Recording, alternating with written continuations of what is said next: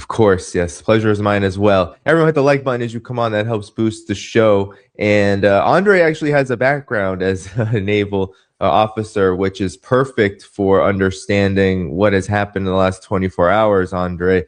Before the show, you said it's a pinprick in the midst of the larger war of and what's going on. But just to review a little bit about what happened overnight, you had the U.S. military conducting strikes on Iran at the Keshem port, Bandar Abbas, and then you had Iran announcing that they had fired missiles, drones, and had sent some of their fast attack boats to retaliate against U.S. destroyers there. They claimed that 3 U.S. destroyers, the SS Truxtun, USS Mason, and the USS Rafael Peralta, were damaged and forced to flee.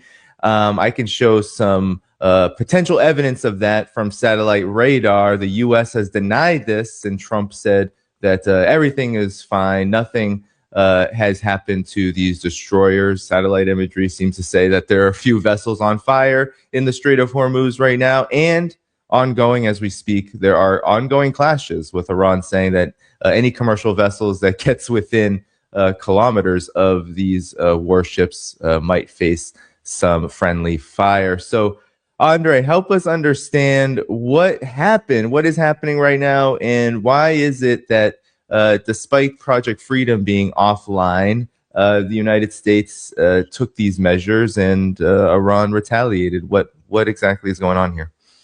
Well, it's a lashing out. It's because of this impotent rage of Trump, and that's the only thing. And yeah, he will send destroyers because evidently he's not very good at understanding what is going on, and neither is his administration. But we already know that first, both sides will claim successes or what have you, and in the end, we have to wait and see what really happened. But yes, you correctly stated, infrared thermal took the basically shot of the area, and there is something burning there, that's for sure. So we will consider that at least one of the destroyers might have been damaged or something like that. And yes, it's not news. Brandon Weichert of the National Interest fame, and it's not right now. It was actually pretty bad for a long time now. It's nothing new. I wrote 4 books about it. So, and again, I've been on it for second decade now. The issue is that if you take a look at the American war record, the United States loses its wars. It loses them technologically. It loses them obviously on the political end. But again, people have to understand, wars are won on the operational and strategic levels. All this tactical minutia, like, oh yeah, we'll launch this and something flew back, and yeah, it's important. Make no mistake. I'm not saying that this is not important, but overall, United States military is primarily have been promoted by the PR of Hollywood.